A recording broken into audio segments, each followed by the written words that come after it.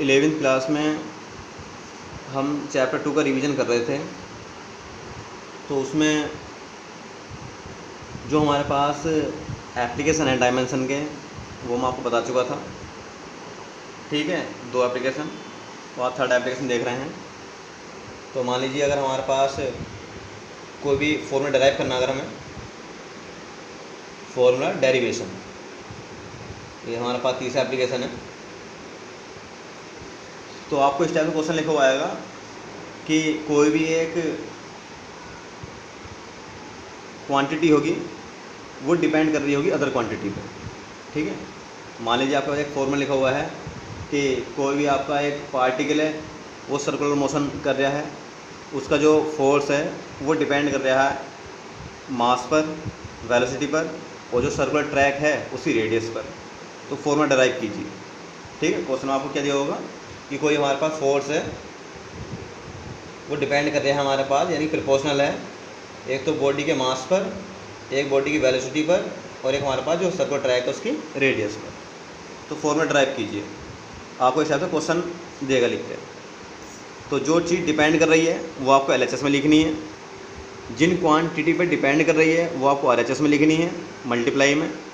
ठीक है, और आपका ये रूल होता है कि जब भी प्रोपोर्शनल का साइन हटता है ये क्या आता है, आपका कोई कांस्टेंट आता है। ठीक है, बीच में इक्वल आता है। तो आप कर लेंगे इसी टाइप से कि F इक्वल कोई कांस्टेंट क्या आ गया, M, V और R। इनके ऊपर आपको पावर ले लेनी है। ठीक है, A है, B है, C है, इनके ऊपर कोई पावर ले लेता है। ठीक, फिर आपको क्या काम करना है, इस इक्वेशन वर्क क्या करेंगे। ठीक, अब जो डायमेंशन है वो पुट करनी है दोनों साइड की। तो बोथ साइड डायमेंशन पुटिंग, दोनों साइड की डायमेंशन पुट करता करेंगे। तो फोर्स की डायमेंशन आपको पता है ML/T-2, जिनके याद ना हो वो हमारे पास फॉर्मूले से निकाल सकते हैं, F=m में से। K कांस्टेंट है, कांस्टेंट की कोई डायमेंशन नहीं होती है। M मास है, मास के आप M लिख सकते हैं। V वेलोसिटी है, ये रहा आपका L/-1। और रेडियस है, ये रहा आपका L। तो आपका M तो 1 है ओनली।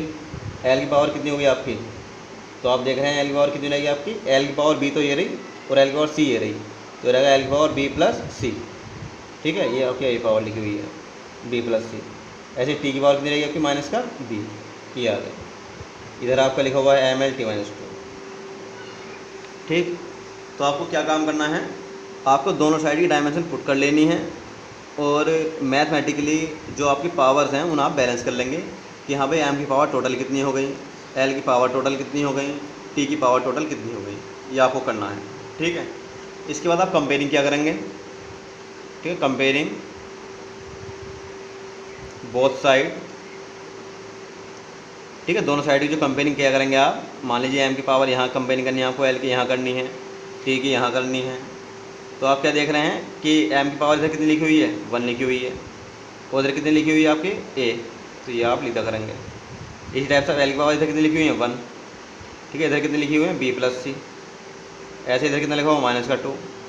इधर कितना लिखा हुआ, माइनस का B से B की वैल्यू कितनी आएगी हमारे पास, 2 रहेगा।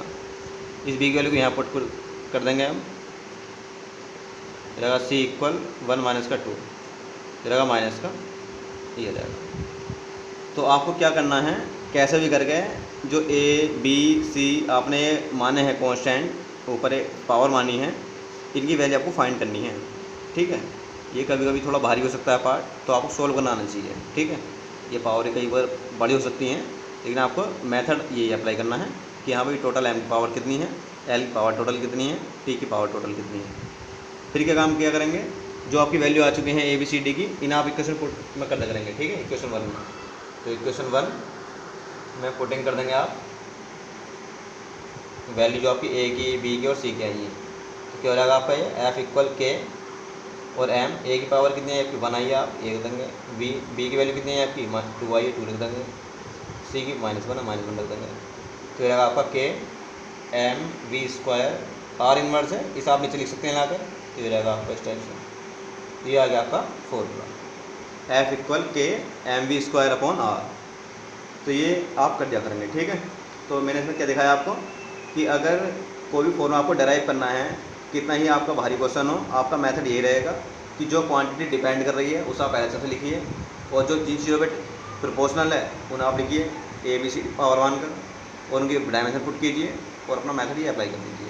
ठीक है, इसी टाइप से आपका एक यानी कि जो नया एप्लीकेशन आता है डायमेंशन का फोर्थ, वो आता है यूनिट कन्वर्जन।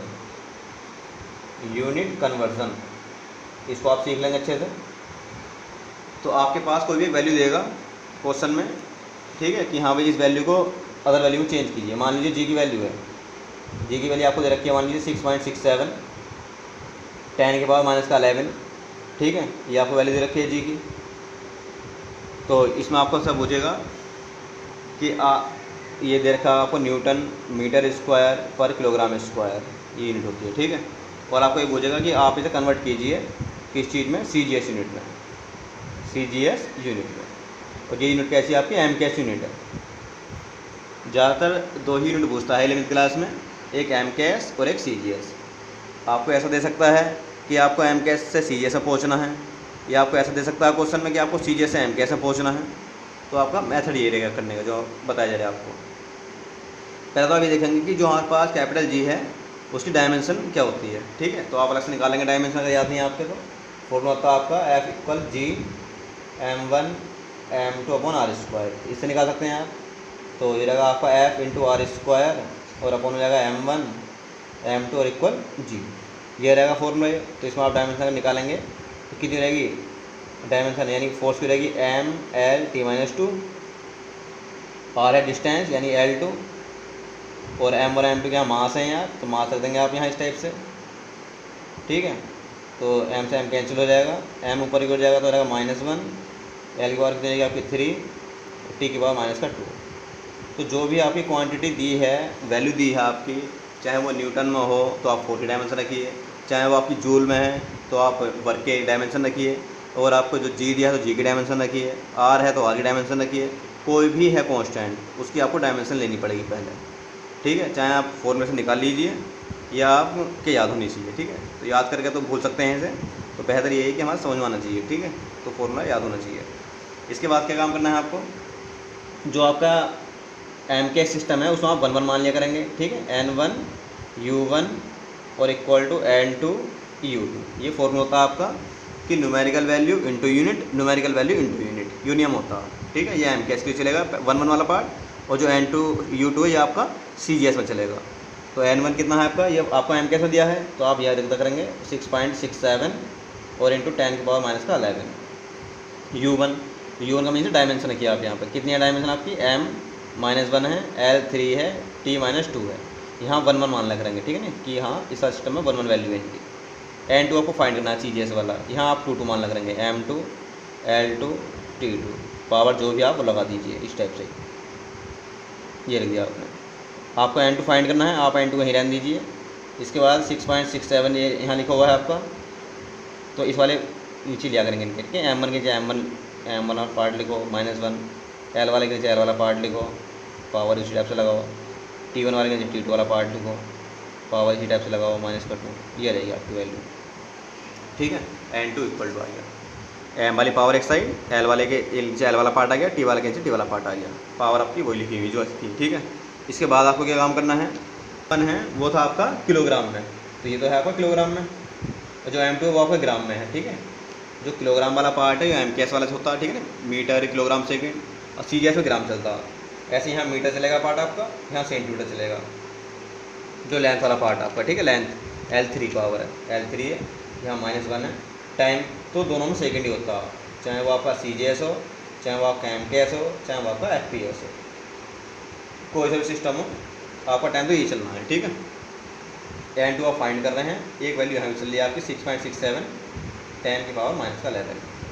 अब क्या काम करना है, 1 किलोग्राम में कितने होते हैं आपके, 1000 ग्राम होते हैं। ठीक है, ये आप ग्राम में बदलना ना आपको, तो आपने ग्राम में तोड़ लिया सब चीज़ों को, ऐसी मीटर को सेंटीमीटर में डिवाइड कर लिया हमने इस टाइप से, क्योंकि हमें पता है हमें CGS में पहुँचना है। सेकेंड पार्ट हट जाएगा ये, और 1 की पावर कितनी भी हो 1 ही आता है ना, तो यहाँ तो 1 ही आएगा। तो यहाँ चलिए आपका 6.67 10 की पावर -11। इसके बाद आप क्या देखेंगे, वहाँ इन्वर्स है, इन्वर्स का मीन्स है 1/1000, ऐसे लिख सकते हैं साहब। ये रहा आपका, इसे डायरेक्ट लिख ली 3 जगह इस टाइप से।